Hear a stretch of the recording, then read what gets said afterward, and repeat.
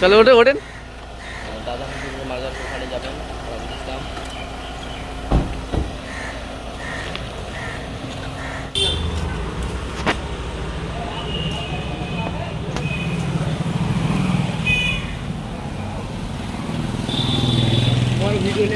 আপনি যদি আইএসএফ এ যোগ দেন তাহলে আইএসএফ এর ফুলপুরায় এসে দল ত্যাগের কারণটা আপনারা বুঝলেন না।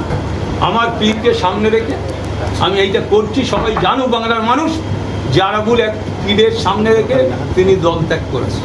এবং তৃণমূল থেকে বিচ্ছিন্ন, তৃণমূলের কোনো নেতার সাথে আমার সম্পর্ক থাকবে না। আমি তৃণমূল থেকে বিচ্ছিন্নতা হচ্ছি, আমি চলে যাচ্ছি। হয়তো অনেকেই বলছে বহিষ্কার হয়েছে আরাবুল সেই কারণে চলে যাচ্ছে, সেটা কারণ নয়।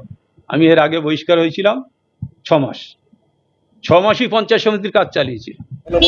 এইচএসসি হাবিব মিডিয়া ও শিয়াখালা টিভি, আমি শেখ হাবিব রয়েছি আপনাদের সঙ্গে। আমি এই মুহূর্তে উপস্থিত আছি ফুরফুরা শরীফে, একেবারে যে হোসেন সিদ্দিকীর বাড়ির সামনে আছি, দেখতে পাচ্ছেন। এখানে কিছুক্ষণ আগে আরাবুল ইসলাম এসছেন। ভাঙড়ের যে আগে অনেক দিন, দীর্ঘদিন ওখানে মানে নেতা ছিলেন, আরাবুল ইসলামকে মমতা বন্দ্যোপাধ্যায় 3 বার বহিষ্কার করেছে আর 5 বার জেল খাটিয়েছে। সব মিলে ওনার বক্তব্য, আমি আজ পীরের সামনে এই পদত্যাগ করলাম টিএমসি পার্টিকে। উনি কোন দলে যাবে এখনও সামনাসামনি ঘোষণা করছে না। যেটা সূত্রমাত খবর আছে, উনি আইএসএফে যোগদান করবেন এমনটাই জানা গেছে। সম্ভবত সেটা হয়তো বুধবার হতে পারে বা তার আগে বা পরে হতে পারে। সেটা আপনারা কি বললেন এই মুহূর্তে পীর সাহেব ও আরাবুল ইসলাম, তা আপনাদের দেখাবো বা শোনাবো।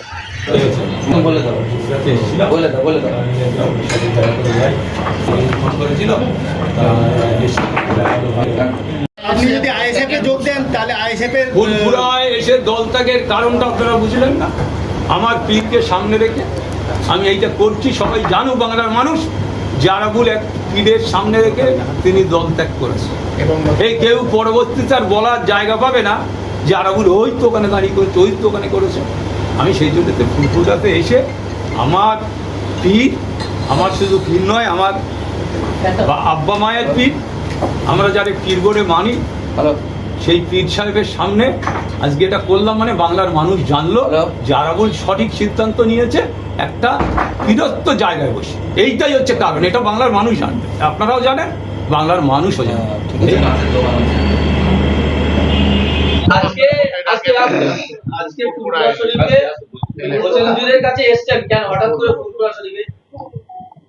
একটা ব্যাপার হচ্ছে, আপনারা ইতিমধ্যে সবাই জানেন, আমি প্রথমে আমার হুজুর হোসেন হুজুরকে আমি সালাম জানাই।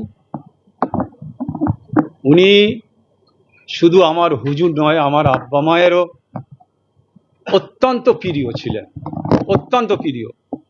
আমি সেই 8 বছর 9 বছর বয়স থেকে আমি হুজুরের এখানে আসতাম, তখন ওই এগুলোতে তার বিভিন্ন অনুষ্ঠানে আসতাম। সে থেকে উনি আমার পীরজাদা, উনি আমার সমস্ত কিছু। ওনাকে আমরা ভরসা করে চলি, আল্লাহর উপরে ভরসা রেখে। আর আমি আমার হুজুরের নির্দেশ মেনে চলি।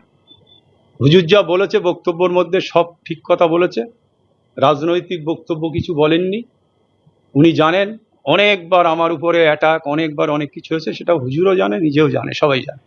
আমি শুধু আজকে যে কারণে এসছি আপনাদের কাছে, আমি হুজুরকে সামনে রেখে, আমি দীর্ঘদিন ধরে তৃণমূল কংগ্রেস গঠনের আগে থেকে মমতা বন্দ্যোপাধ্যায়ের সাথে 16 সাল থেকে আমি ছিলাম। এই 84 সাল থেকে যখন যাদবপুর লোকসভায় দাঁড়ায় তখন থেকে ওনার সাথে আমি ছিলাম।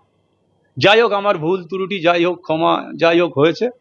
আমি আজকে বেশি কথা বলবো, আমি একদম থেকে তৃণমূল কংগ্রেসটাকে আমি ছেড়ে দিতে চাই।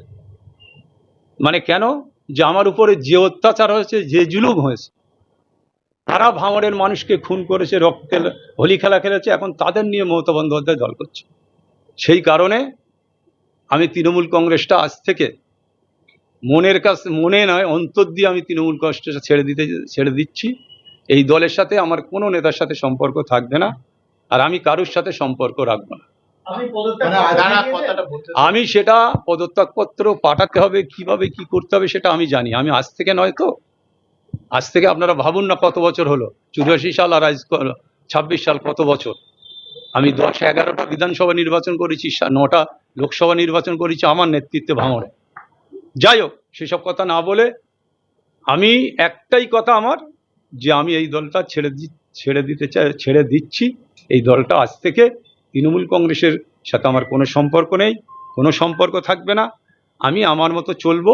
আগামী দিনে আমি আমার নতুন করে আমার জীবন শুরু করতে চাই।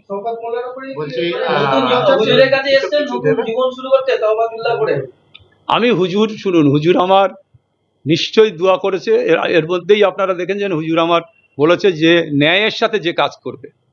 আমি আজ পর্যন্ত ভাঙড়ে 3 বার পঞ্চায়েত সমিতির সভাপতি, 1 বার বিধায়ক। ভাঙড়ের মানুষ কেউ বলতে পারবে না কারোর কাছ থেকে 10টা টাকা আরবল নিয়েছে। আমি তোলাবাজ নয়, আমি মানুষের জন্য কাজ করেছি। গরিব মানুষ আমার সাথে আছে। আমি এখনো ভাঙড়ে বেরোবো তো হাজার হাজার গরিব মানুষ আমার সাথে ঘুরবে। তাই আমি ন্যায়ের সাথে কাজ করি, আমি সত্যতার সাথে কাজ করি। হুজুর সেটা বলেছেন, আমার আশীর্বাদ করেছেন। আমি ওনার কাছে কৃতজ্ঞত। আমি ওনার সামনে রেখে আজ থেকে আমি তৃণমূল কংগ্রেস ত্যাগ করলাম, নতুন করে নতুন জীবন করতে চাই। আমি এখন সেই ব্যাপারটা কিছু বলবো না, সেটা পরবর্তীতে আপনারা নিশ্চয়ই জানবেন।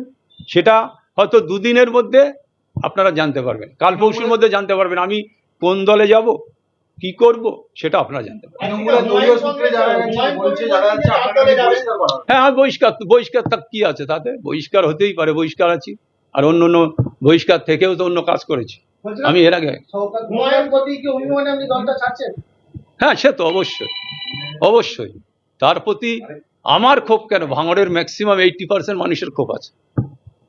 সে দীর্ঘ 34 বছর সিপিএম করেছে, তার বছর পরেও এইসব করছে। যাই হোক, সেটা আমি পরপর বলবো। আজকে আমি এইটাই বললাম, এতটুকু বললাম। আপনারা সবাই ভালো থাকবেন, সুস্থ থাকবেন। আমার নতুন জীবন, আমি নতুনভাবে আবার আমার নতুন জীবনকে শুরু করতে চাইছি।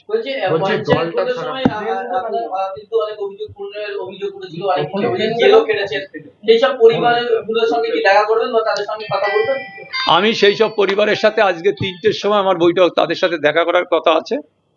যেহেতু আমি তখন তৃণমূলে ছিলাম, তৃণমূলের সময় আইএসএফ এর কর্মীরা মারা গেছে আমার সময়। আমি কিন্তু সেই সময়টায় দল কেন, গোটা বাংলার মানুষ জানে যে সেই সময়টায় আমি, যখন গুলি চলেছে, মার্ডার হয়েছে, আমি সেই সময়টায় বিডিও অফিসে আমার সিসিটিভি ক্যামেরা থেকে শুরু করে টোটালটা আমি তুলে হাইকোর্টে সমস্ত দেখিয়েছিলাম যে আমি ওই সময়টায় কখন, কোথায়, কোন টাইম, আমি তখন সেটা বলেছি যে ওই সময়টায় আমি ছিলাম না।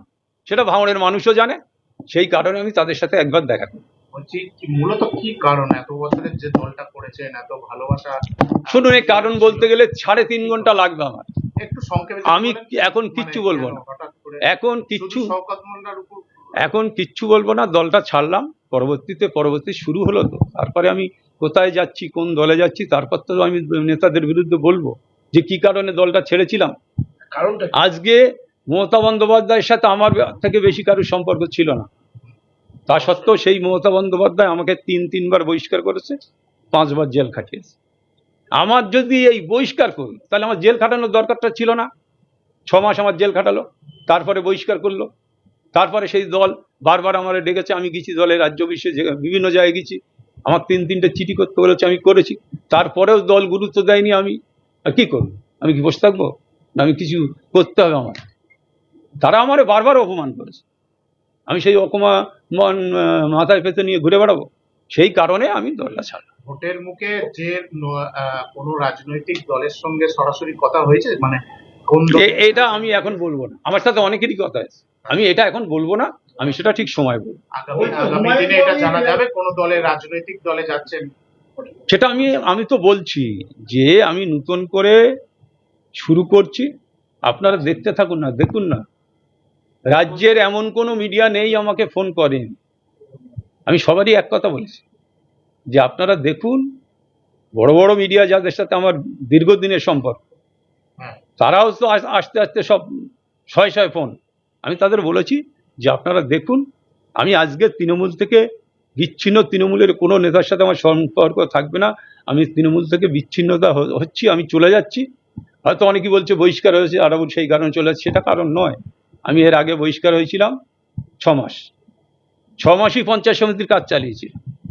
আমার কোনোদিন কেউ দল বলেনি, শুধু মোবিলাইজ করার জন্য, মিডিয়াকে করার জন্য। আজও যে বহিষ্কারটা হয়েছে, আমি যে বহিষ্কার হয়েছি, এটা সম্পূর্ণ একটা নেতার কথায়। কয়েক কোটি টাকা নিয়ে আমাকে বহিষ্কার করা হয়েছে, এক নেতা কয়েক কোটি টাকা দিচ্ছে আরাবুলকে বহিষ্কার করো, তার কথা মতো বহিষ্কার হয়েছে দল। এখন আমি সেই জায়গায় যাচ্ছি না, আমার বলার এখন প্রচুর আছে, আমি পরবর্তীতে বলবো। আমি শুধু আপনাদের বলবো, আপনারা ভালো থাকুন, সুস্থ থাকুন, আগামী দিন দেখতে থাকুন। আমি আর কিছু বলবো না, আর কিছু আর কোনো বলছি আর একটা প্রশ্ন, না, আমি আর thank you.